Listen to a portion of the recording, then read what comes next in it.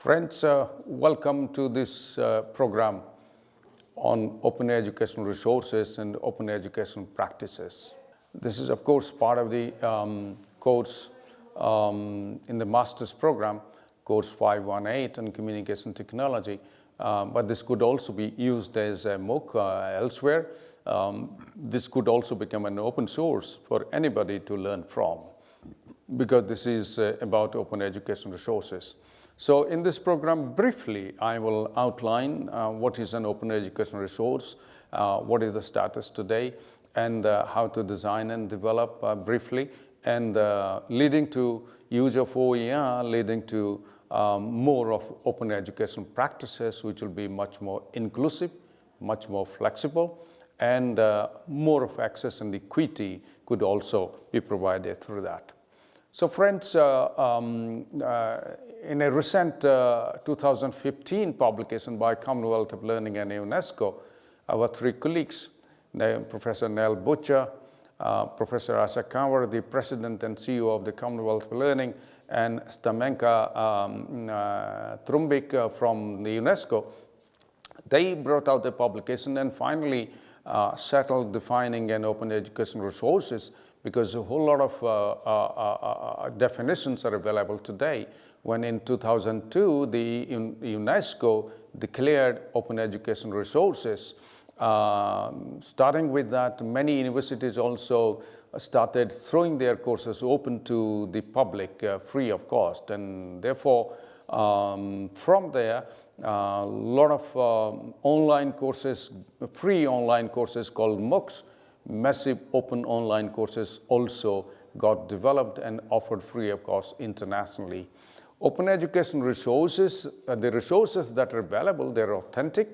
They could be print, audio, video, graphics, animation data, anything that is available, but they could be called open because the concept describes any educational resources, including curriculum maps, course materials, textbooks, streaming videos, multimedia applications, podcasts, or any other materials that have been designed for use in teaching and learning that are openly available for use by educators and students. The idea is openly available to everybody without an accompanying need to pay royalties or license fees, meaning thereby, in a copyright material, the creator retains the moral right, but the creator also is paid royalty on the sale of those materials.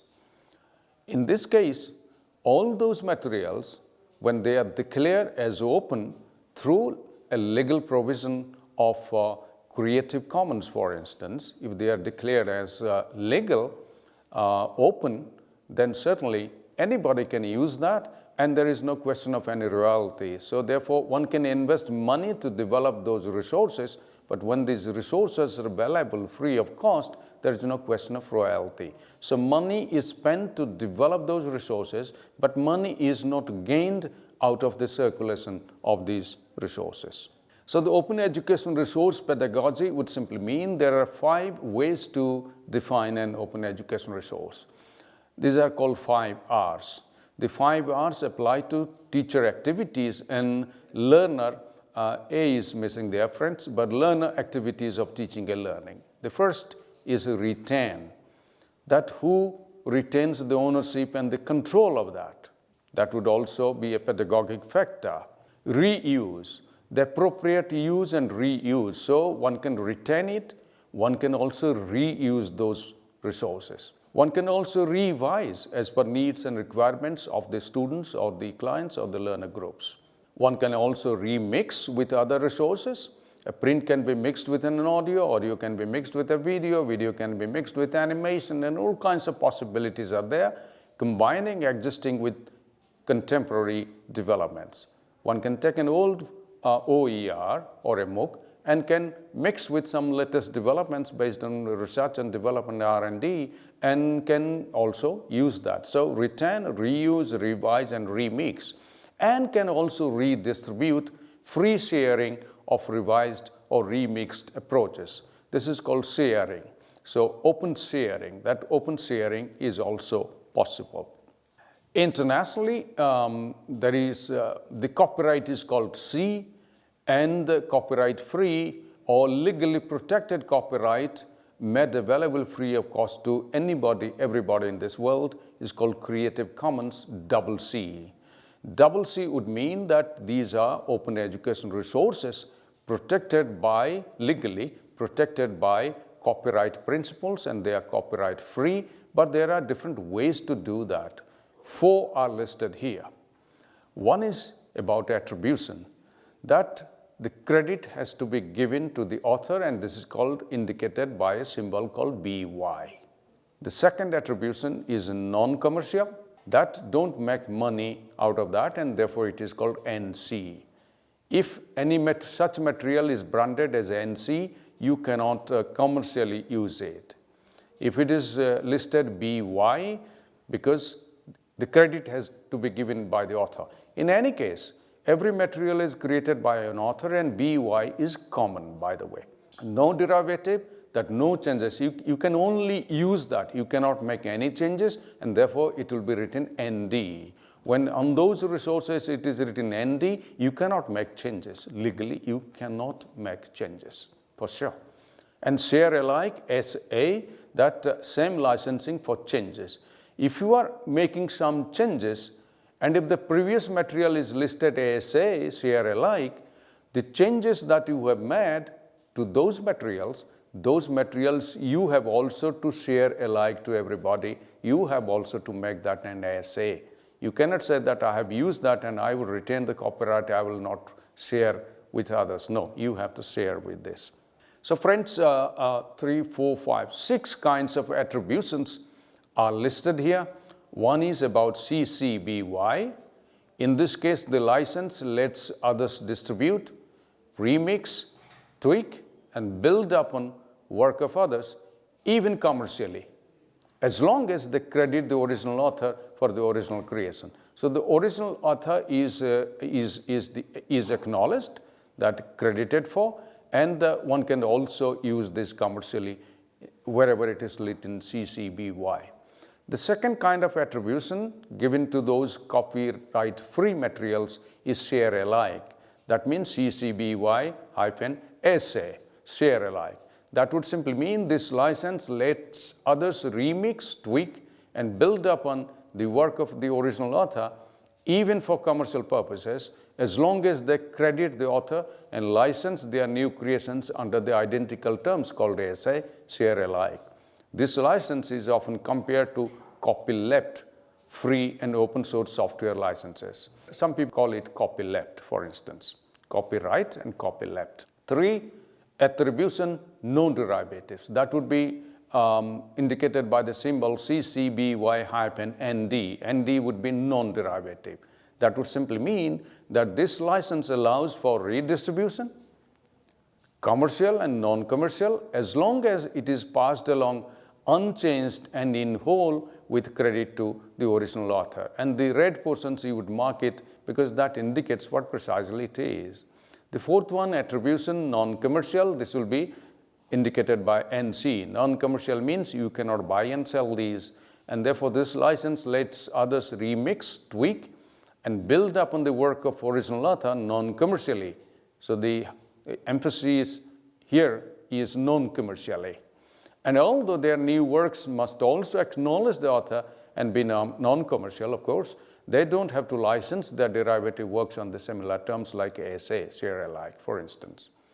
Attribution non-commercial, share alike, CC-BY-NC-SA. This license lets others remix, tweak, and build upon the work of original author non-commercially. There is a non-commerciality, you cannot commercially use this, as long as they credit the author and license their new creations under the identical terms. And finally, attribution non-commercial, non-derivatives, NC-ND. So there is a commercial aspect, there is a derivation aspect in this case. So the final one, this license is the most restrictive one. So starting from the most open for the first one, the last one becomes more restrictive, less open. Of the 6 main licenses, only allowing others to download the works of original author and share them with others as long as they credit the author, but they can't change the term in any way or use them commercially. That would simply mean that here you can only download and read, and you cannot change anything in that, but you have to credit the author, as we do in citations in copyrighted materials also. The Creative Commons licenses, you will have a close look a little later. So all the 6 that I described, whether the copy and publish, the attribution, the commercial use, whether modification is possible, all these, the tick mark and indicates that these are possible, and wherever there is no tick mark, these are not possible. Meaning thereby that when these open education resources declared under Creative Commons CC, they are available on the website. They are all available on the website because the internet provides for this internationally. People throw to the internet, and you can download and even use an existing material online within the internet, on the web itself. When these are available, you have to very carefully study whether these are available for all kinds of possibilities, or 6 kinds of attribution, that legal attribution that we have discussed so far.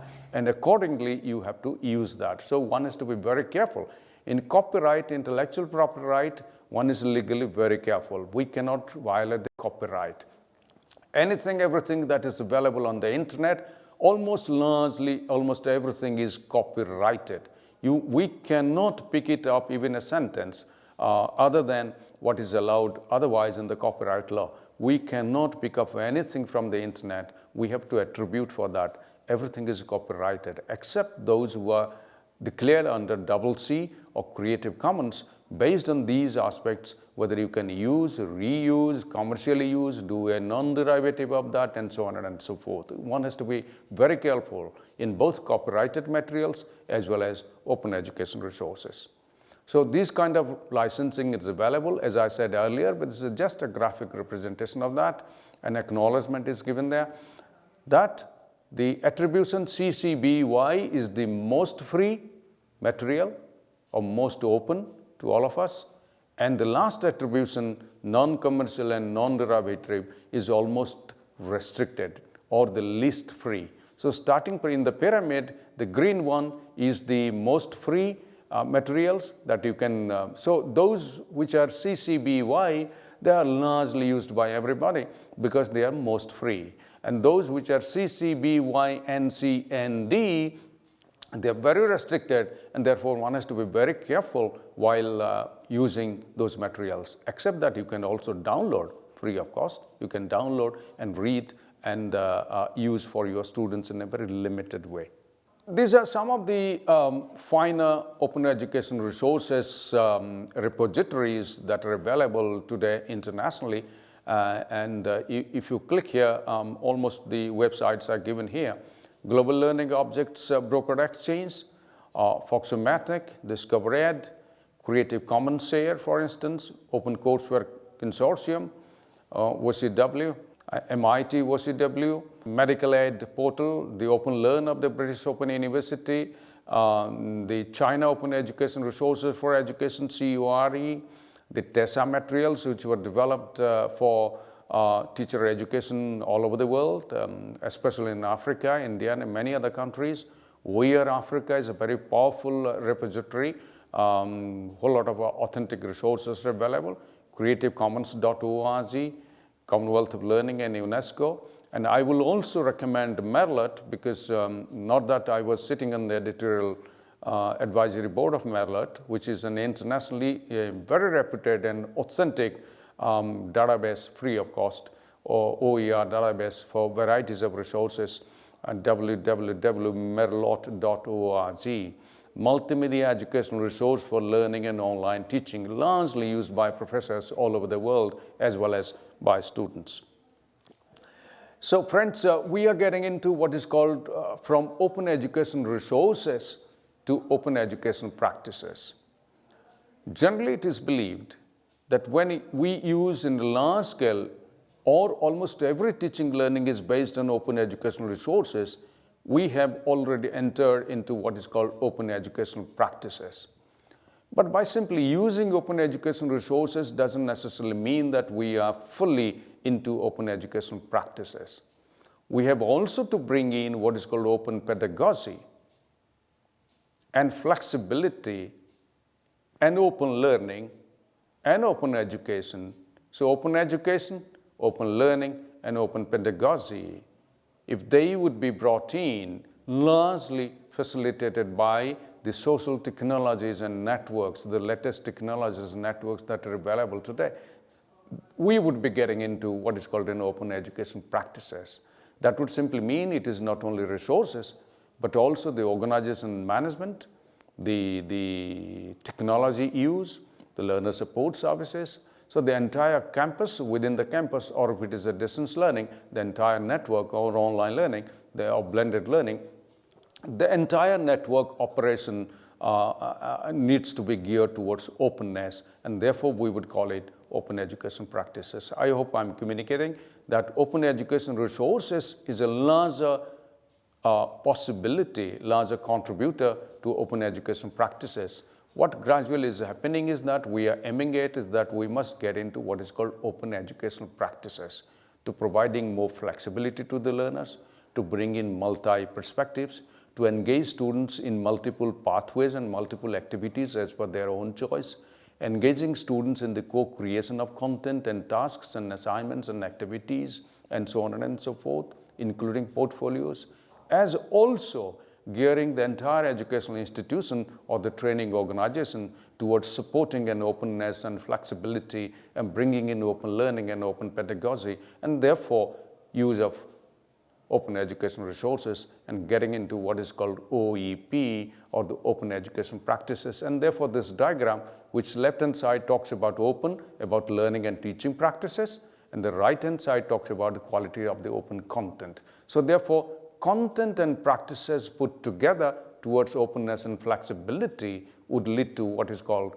open educational practices. Therefore, friends, the open educational practices, some of the fewer definitions that we have today available to us, I've just jotted down. Professor Wolf Daniel Haller in 2011 talks about practices which support the reuse and production of open education resources through institutional policies. Now the question of policy is coming in. Whether the institution has a policy of use of open education resources. Also, I will go a step ahead, submitting that whether the institution has a policy for open educational practices, that would mean the finance, management, the construction, the support, teaching, learning, the media, learner support, and so on and so forth, all are geared towards openness and flexibility. That would simply mean meeting the individual needs of individualized students or individual students. Students as individuals and students as groups. So both inclusivity and access and equity are also addressed within that framework. And there should be more innovative pedagogic models based on starting from the behavioristic to more constructivist and more technology-enabled, individualized, as well as group learning activities which are more reflective, more engaging, and so on and so forth, more task-based, more activity-based, and more collaborative, more engaging, and more reflective and innovative. These pedagogic models, if you would like to bring in, including, of course, classroom lecturing, but lecturing would have much less role insofar as transmission of information is concerned. And respect and empower learners as co-producers of their lifelong learning path. That the learners not only would determine the way they would like to proceed, but also learners will be co-creators of the content. Content doesn't mean only a textbook or a written material. It could be audio, it could be video, it could be a task, it could be a portfolio, it could be a case study, it could be an assignment, it could be a practice, hands-on practice output. So all are geared towards, of course, the learning outcomes which would determine these. So these would determine whether we are into open educational practices. Catherine Cronin 2017 says that open education practices is a broad descriptor of practices that include the creation, use, and reuse of open education resources that we have seen already, as well as open pedagogies, and open sharing of teaching practices. What's not happening today, the teaching practices are not openly shared. What is important today to keep evidence of our teaching practices of curriculum, teaching learning, media and technology, interaction, learner support, assignments and activities that we do, and so on and so forth. We need to keep evidence of that, and that evidence should be shared across the board between disciplines and between professors of a discipline. Collaborative practices that include the creation, use and reuse of OER. That simply means that the students would also, as co-travelers in the path of teaching and learning, could also create resources called open education resources, which could be also equally high quality and authentic, as well as pedagogic practices employing participatory technologies and social networks for interaction. This is very important because when Professor George Seaman talked about connectivism, we were talking about CMOOCs, for instance, and these days edX and SOAM and all these are XMOOCs, for instance. But in the connectivity-based MOOC, that the networks that are available, the nodes and networks that are available, which could be authenticated by the teacher. Of course, the teacher would have a role to play, but those networks would be chipped in to contribute towards teaching and learning, including social technology and social networks. It could be Facebook, it could be anything, it could be YouTube, and any kind of platform.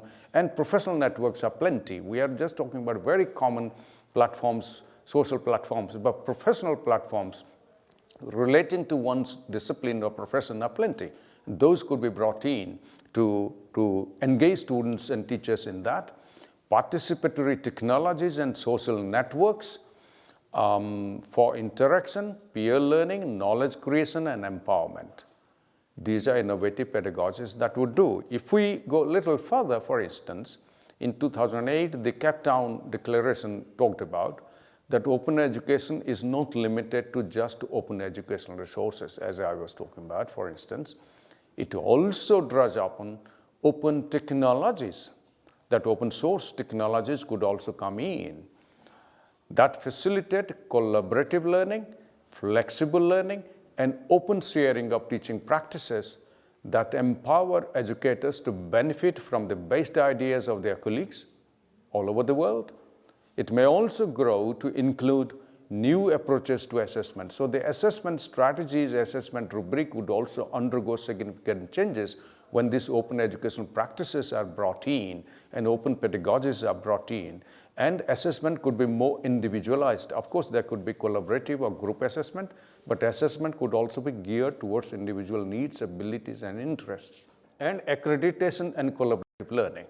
In Britain, the JIC 2012 talked about 6 considerations that would contribute to examine whether a practice, educational practice, teaching, learning, or training practice is an open education or training practice. Production, management, use, and reuse of open educational resources. This is, of course, number one, very common to everybody. Developing and applying open and public pedagogies in teaching practice. There is an open pedagogy, there is also public pedagogy. Public pedagogy, for instance, your blogging, your wiki, which is a collaborative learning, which is available to everybody and to anybody. So therefore, this is available in the public domain. So our teaching learning is more restricted, password protected to our website or learning management system or classroom. But here, if it is available in the public could also contribute towards that. So that will be height of practice of open education practices actually. There is an open learning and gaining access to open learning opportunities. Of course, individualized pathways could be possible depending on multiple entry and exit and depending on credit accumulation, depending on one's own ability as well as interest, called the aptitude. There's an open sharing of teaching ideas and know-how.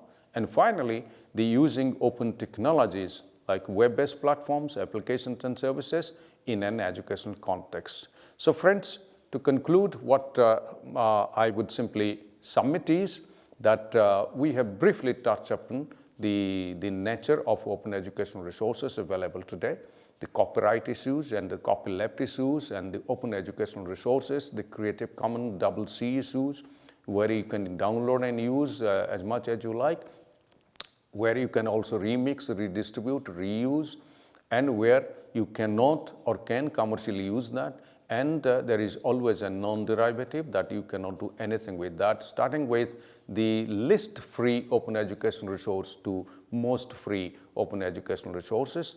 And the use of OER, besides open pedagogies, open learning, open educational practices, and the entire management, institutional management and organization and delivery all put together, leading towards what is called open education practices. So friends, this is a submission only for your consideration, that we could use more of open education resources if they are not cost intensive, if they could save our cost. There are open textbooks available today, and if OERs could be more culturally and academically more appropriate to your context and which will be free of cost, you could also consider using that.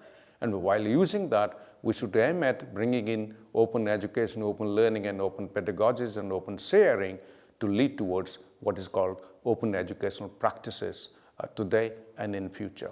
And technology would also facilitate that. Thank you very much indeed.